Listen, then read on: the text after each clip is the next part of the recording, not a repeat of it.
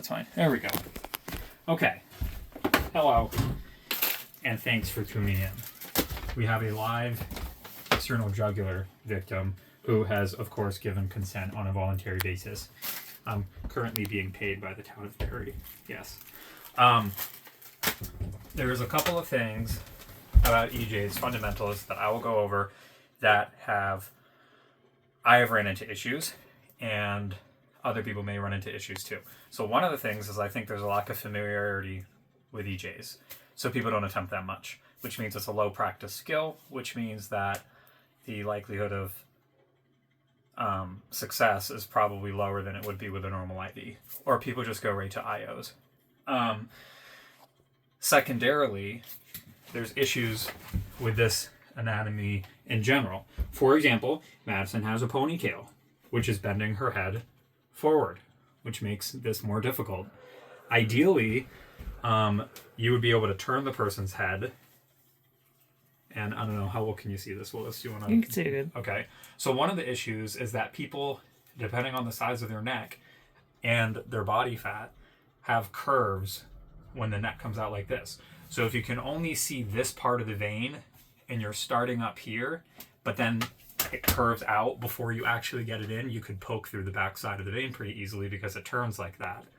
So anatomically, if this side you can only see down here, or where there's bends in the skin, or if the sternocleidomastoid muscle is in the way and the vein crosses the sternocleidomastoid muscle, you may want to check the other side. Something that's bitten me in the butt in the past is patient positioning. We have a really bad habit at Barrytown, admittedly, of always keeping the monitor on the back of the stretcher. Well, the most conducive way, pressure-wise, to get a larger external jugular vein is to lay the patient flat. In fact, it's to invert them and have them bear down. We're not likely going to be doing this procedure on a alive, well, not alive, but like fully conscious patient. It's probably going to be somebody that has perfusion issues and mental status changes. So our ability to have them do things that we want to do to facilitate the EJ are lower. Secondarily, there's other factors induced upon patients that we try to do these to that can make it complicated. Cervical collars, endotracheal tubes that like hang out one way, which kind of get in the way, vent circuits, or maxillofacial or trauma or any musculoskeletal issue, obesity, and then like the patient's backs if they're like really large or if it's kyphotic. So all these things, the best thing to do, in fact, this would be a perfect example of where I would probably, if she was unconscious, take her hair clip out. I'm not going to, here, you can do that. I don't want to, it's all tangled. But I would take that hair clip out in real life. Yes, I would. Because it's causing her head to come up like this. I'm also going to lay her flat. And although at Barrytown, speaking personally, we don't like to move the monitor places because it's so convenient to have it there. Here, I don't want to break a clip. She really does need to be flat. And if she had a pillow, I'd probably take the pillow out. So that's that. So let's see, how well can you see the EJ from there, Lilith? Can you see that pretty well? Yeah, I think so. Okay. So here's the thing.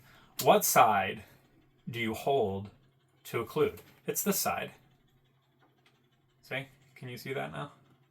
Oh, sweet. And if she were to bear down, it would probably pop out even more. So that's actually a pretty good sight. And then one of the things is, how do you hold the skin? Are you pulling traction this way, which flattens the vein? Because these veins are really thin, really narrow, right? Are you pulling traction this way? Are you pulling traction this way? Are you pulling traction up? And then, is your finger in the way? Like this, for example, is your finger now in the way? I'm going to use a covered needle. Okay, Madison? Okay. Is your hand in the, if you want a flat angle, completely flat, is your hand making it not flat? So these things are the things that are going to set you up for not success. Additionally, if you could start higher, it's probably ideal because you have more room to work and it's less risky than going down here. For example, I can feel her I can feel her artery here, right there. So I'm probably going to want to avoid this entire area and not have my needle go any farther than like an inch above it, just to give like a very safe buffer. Now, if we rotate our head a little bit more, let's see if it's working better. It does. Oh, look at that. Even just doing that made it pop out more. You see that? And now here's another thing, right? Are you going to want to do it from standing on this side of the patient, or are you going to want to do it standing on this side of the patient? I wholeheartedly recommend sitting, first of all, or kneeling. And then maybe having your partner assist you. So it stinks that I'm the only paramedic doing this training, no offense to you two. But I don't know if I've forgotten to explain anything. Oh, yes I did. I have twice now had successful EJs that didn't give any flash in the blood in the flash chamber, because the pressure here is so low. We're talking like maybe 5 to 10 millimeters of mercury, especially if somebody is hypotensive or in like a cardiovascular collapse kind of issue. You may have next to no pressure, but I felt a little bit of a give, and I just took the needle out, gave it a couple of minutes, looked, because I was like, you know what, I'm just going to leave it there. That way I don't have to control the bleeding. Well, I turned back 30 seconds later, and then the chamber's filled with blood. So I'm not saying just assume all of your needles are good if there's no blood in the chamber, but I am saying that sometimes you may not get blood in the chamber depending on the patient's perfusion. Okay, and then the other thing is, generally speaking, these vessels are large. They're thin, but they can usually hold 16, 18. I'm going to do a 20 gauge. There's really no reason to do a 22 gauge in this area on most people, because the skin is tougher here than it is in the arm, especially like the inner part of the arm here. So you don't want to fight the skin on your way in, because then when you apply force, you move vessels and you distort the anatomy, and you dent the skin in. So anyways, we don't want to use a very small needle, because it decreases your ability to manipulate the needle as you go through. Okay.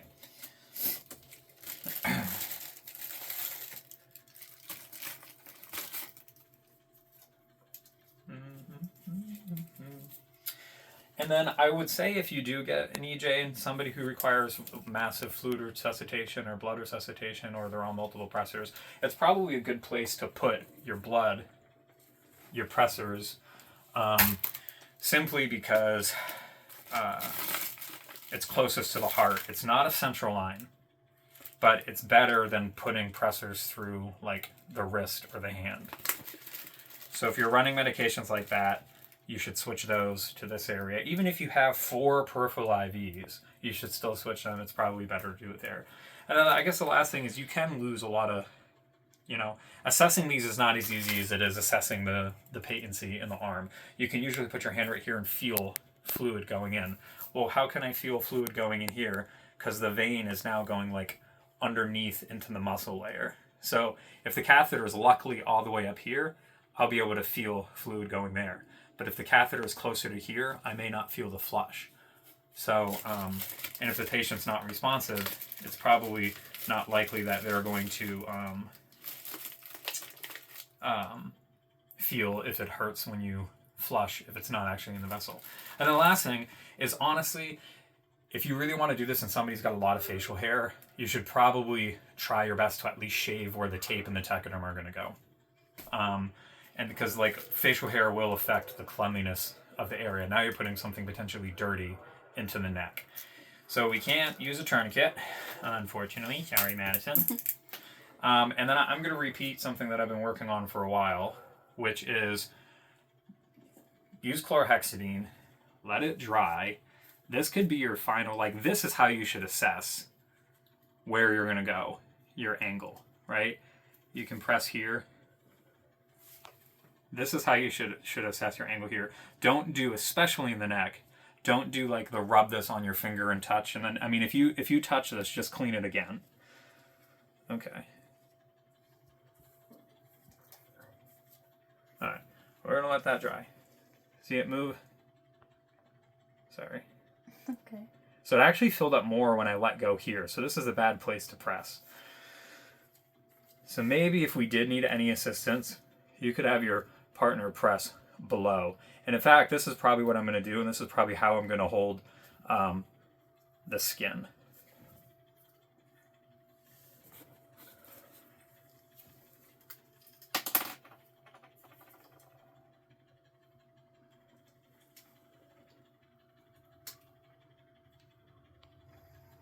You're okay. Quick little pinch. 1, 2, 3. You can breathe out if you want to. There you go. You're fine. And we're in. Okay.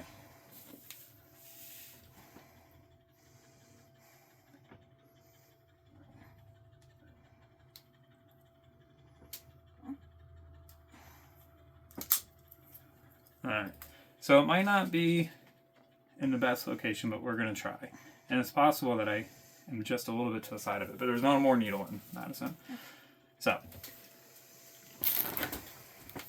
good job. Good breathing. So, I don't know how well it was to see from that point of view, but even when I was going through with the catheter, the vein did roll a little bit, and then also it flattened as I was pushing through. So, let's see.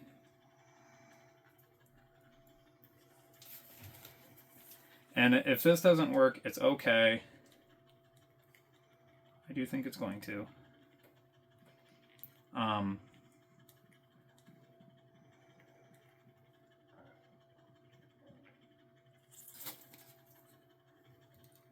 All of the really good tips and tricks are were said. Okay. So this is good. And can you point it right there, Willis? A little closer. You can see it beat up when I pulse it a little bit. Can you see that with the video or no? It's hard to say. Okay. When you replay it on something bigger, you'll probably see it fine. All right. So, one thing that's hard about these, though, is actually securing the loop of the catheter because it's right under her ear. So this is going to require some finesse. So let's put this on.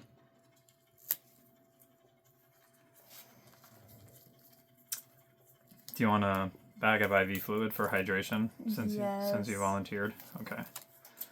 Madison gets a bag of IV fluid. All right. We're going to have you keep your head just like that.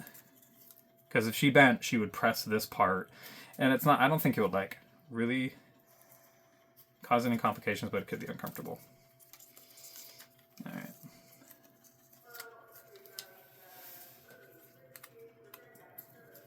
Well, they transported.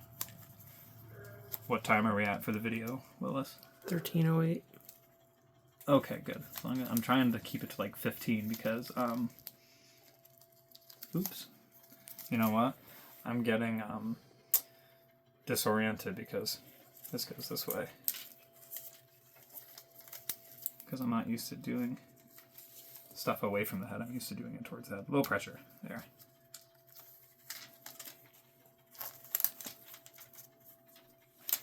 Alright. I agitated a little bit, so we'll just do a quick little boop. We got blood. We're good. This is a good place to get labs from. You don't even need a tourniquet. So let's see what the best place, I guess now, since that's kind of high up, to secure this. Let's do a... And honestly, you know what's not a bad idea? I'm going to put another... You could always put more tegaderms to this area. This may not really be needed, but I'll just give you a little bit of a pad. Boop. Okay. Removal. Generally speaking, anytime you remove something from the neck, the patient should hold their breath, like bear down, or breathe out. They should not be breathing in. Air should not be entering the chest cavity when something is coming out, because then that air could enter the hole. It's not. This is not a central line, but generally accepted medicine is to have them hold their breath while you take it out. So, yep. And then probably the best place for me to do this, honestly, is to loop it around this way. Oop. It's in your hair. That's cool though. This is real stuff. That's real complications that are annoying. And you know, we're also maybe even moving down the road in an ambulance. So yeah, it's not the best. See, it's right. I feel that if she were to turn her head, it would kind of scrunch this a little bit, which kind of makes me want to even pull it down farther. Sorry if I... like that. That's better. Yep, that's a good idea. Go me. Okay, Madison gets a free bag of fluid. And I think that's really it for the video, although I will label this. And then, you know, there's some residents and stuff that are going to be like, oh my goodness, what is this? Is this a central line? You guys can do that. But in a resuscitation issue, I think it's fine to use BTEMS 220.